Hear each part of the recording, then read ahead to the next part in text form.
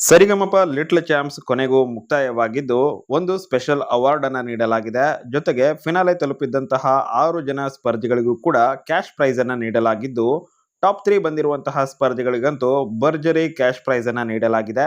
ಇದಷ್ಟೇ ಅಲ್ಲದೆ ಸರ್ಪ್ರೈಸಿಂಗ್ ಆಗಿ ಇಬ್ಬರಿಗೆ ಮತ್ತೆ ಕ್ಯಾಶ್ ಪ್ರೈಸ್ ಅನ್ನ ನೀಡಲಾಗಿರುವಂತದ್ದು. ಸೊ ಬನ್ನಿ ಹಾಗಾದ್ರೆ ಯಾರಿಗೆ ಎಷ್ಟು ಕ್ಯಾಶ್ ಪ್ರೈಸ್ ಸಿಕ್ಕಿದೆ, ಅದರ ಜೊತೆಗೆ ಟಾಪ್ 3 ಬಂದಿರುವಂತಹ ಸ್ಪರ್ಧಿಗಳಿಗೆ ಭರ್ಜರಿ ಕ್ಯಾಶ್ ಪ್ರೈಸ್ ಅನ್ನ ನೀಡಲಾಗಿದ್ದು, ಯಾರಿಗೆ ಎಷ್ಟು ಕ್ಯಾಶ್ ಪ್ರೈಸ್ ಬಂದಿದೆ, ಮತ್ತೆ ಯಾರು ವಿನ್ನರ್, ರನ್ನರ್ ಅಪ್, ಮತ್ತೆ 3ನೇ ಪ್ಲೇಸ್ ಯಾರಿಗೆ, ಇದೆಲ್ಲದರ ಬಗ್ಗೆ ನೋಡುತ್ತಾ ಹೋಗೋಣ. ಅದಕ್ಕೂ ಮೊದಲು ಚಾನಲ್ ಅನ್ನ ಸಬ್ಸ್ಕ್ರೈಬ್ ಮಾಡ್ಕೊಂಡಿಲ್ಲ ಅಂತ ಹೇಳಿದ್ರೆ ಮಿಸ್ ಮಾಡದೆ ಈಗಲೇ ಚಾನಲ್ ಅನ್ನ ಸಬ್ಸ್ಕ್ರೈಬ್ ಮಾಡ್ಕೊಳ್ಳಿ.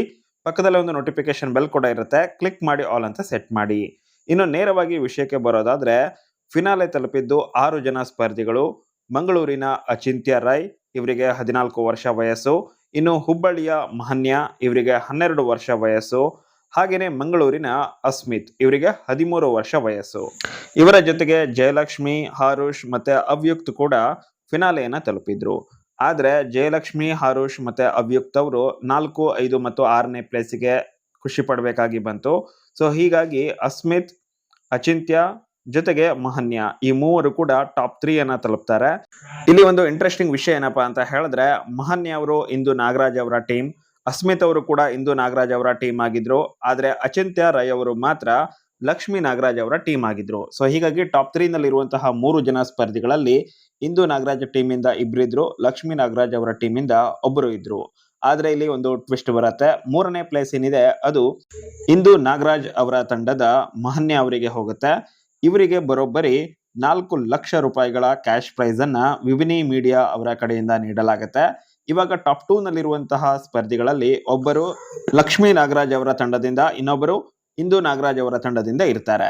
ಇವರಿಬ್ಬರಲ್ಲಿ ಕೊನೆಗೂ ವಿನ್ ಆಗಿದ್ದು ಯಾರು ಅಂತ ಹೇಳ್ತೀನಿ. ಅದಕ್ಕೂ ಮೊದಲು ಇಲ್ಲೊಂದು ಟ್ವಿಸ್ಟ್ ಏನಪ್ಪಾ ಅಂತ ಹೇಳಿದ್ರೆ, ಇವರಿಬ್ರು ಕೂಡ ಮಂಗಳೂರಿನವರೇನೆ. ಹಾಗೇನೆ ಇದು ಸಖತ್ ಖುಷಿ ಆಗುವಂತಹ ವಿಷಯ. ಮಂಗಳೂರಿನವರು ಏನಾದ್ರೂ ಈ ವಿಡಿಯೋನ ನೋಡ್ತಾ ಇದ್ರೆ, ಇವರಿಬ್ಬರಲ್ಲಿ ಕೊನೆಗೂ ವಿನ್ನರ್ ಆಗಿ ಹೊರಹೊಮ್ಮಿದ್ದು ಅಸ್ಮಿತ್ ಅವರು.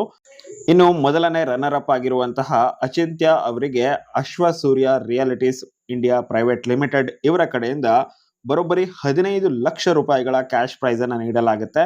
ಇದರ ಜೊತೆಗೆ ರನ್ನರ್ ಅಪ್ ಟ್ರೋಫಿಯನ್ನು ಕೂಡ ನೀಡಲಾಗುತ್ತೆ. ಇನ್ನು ಇವಾಗ ವಿನ್ನರ್ ಆಗಿರುವಂತಹ ಅಸ್ಮಿತ್, ಇಂದು ನಾಗರಾಜ್ ಅವರ ತಂಡದಿಂದ, ಸೊ ಇವರಿಗೆ ಬರೋಬ್ಬರಿ 20 ಲಕ್ಷ ರೂಪಾಯಿಗಳ ಕ್ಯಾಶ್ ಪ್ರೈಸ್ ಅನ್ನ ವೈಟ್ ಗೋಲ್ಡ್ ಅವರ ಕಡೆಯಿಂದ ನೀಡಲಾಗುತ್ತೆ. ಮತ್ತೆ ಇವಾಗ ಕೆಲವೊಂದಿಷ್ಟು ಸರ್ಪ್ರೈಸ್ ಗಳನ್ನ ಕೊಡ್ತಾರೆ ವೈಟ್ ಗೋಲ್ಡ್ ಅವರು. 1, 2, 3ನೇ ಪ್ಲೇಸಿಗೆ ಕ್ಯಾಶ್ ಪ್ರೈಸ್ ಸಿಕ್ಕಿದೆ, ಬಟ್ 4, 5, 6ನೇ ಪ್ಲೇಸಿಗೆ ಸಿಕ್ಕಿಲ್ಲಲ್ಲ.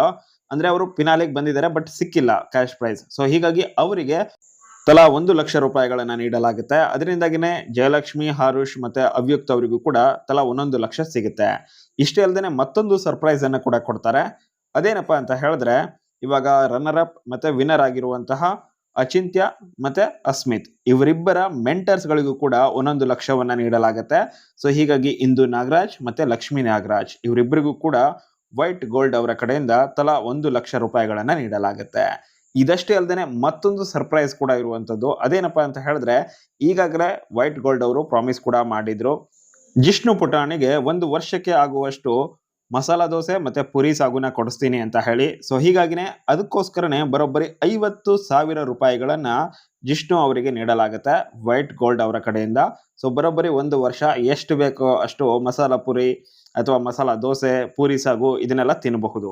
ಸೊ ಭರ್ಜರಿ ಆಫರ್ ಅಂತಾನೆ ಹೇಳಬಹುದು. ಇದಷ್ಟೇ ಅಲ್ಲದೆ ಜಿಷ್ಣುಗೆ ಎಂಟರ್ಟೈನರ್ ಆಫ್ ದ ಸೀಸನ್ ಅನ್ನುವಂತಹ ಒಂದು ಬಿರುದನ್ನು ಕೂಡ ನೀಡಲಾಗುತ್ತೆ. ಒಂದು ಚಿಕ್ಕದಾಗಿರೋ ಟ್ರೋಫಿಯ ಜೊತೆಗೆ ಮೆಮೊರಿ ಫ್ರೇಮ್ ಅನ್ನು ಕೂಡ ಅವರಿಗೆ ಗಿಫ್ಟ್ ಆಗಿ ನೀಡಲಾಗುತ್ತೆ. ಸೊ ಇದಿಷ್ಟು ಕೂಡ ಸರಿಗಮಪ ಲಿಟ್ಲ್ ಚಾಂಪ್ಸ್ ನಲ್ಲಿ ನಡೀತು. ನಿಜಕ್ಕೂ ಅದ್ಭುತವಾದಂತಹ ಸೀಸನ್ ಆಗಿತ್ತು. ಮತ್ತೆ ತುಂಬಾನೇ ಡಿಸರ್ವಿಂಗ್ ಇದ್ರು ಅಸ್ಮಿತ್ ಅಂತಾನೆ ನನಗನ್ಸುತ್ತೆ. ಹಾಗೆ ಅವರು ವಿನ್ನರ್ ಆಗಿದ್ದಾರೆ ಕೂಡ.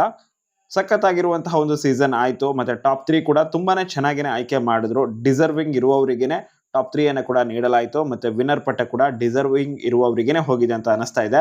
ನಿಮಗೆ ಇದ್ರ ಬಗ್ಗೆ ಏನು ಅನಿಸ್ತು ಅನ್ನೋದನ್ನ ನಿಮ್ಮ ಅಭಿಪ್ರಾಯವನ್ನ ಕಮೆಂಟ್ ಮಾಡಿ. ವಿಡಿಯೋ ಇಷ್ಟ ಆಗಿದ್ರೆ ಲೈಕ್ ಮಾಡಿ, ಶೇರ್ ಮಾಡಿ. Thank you.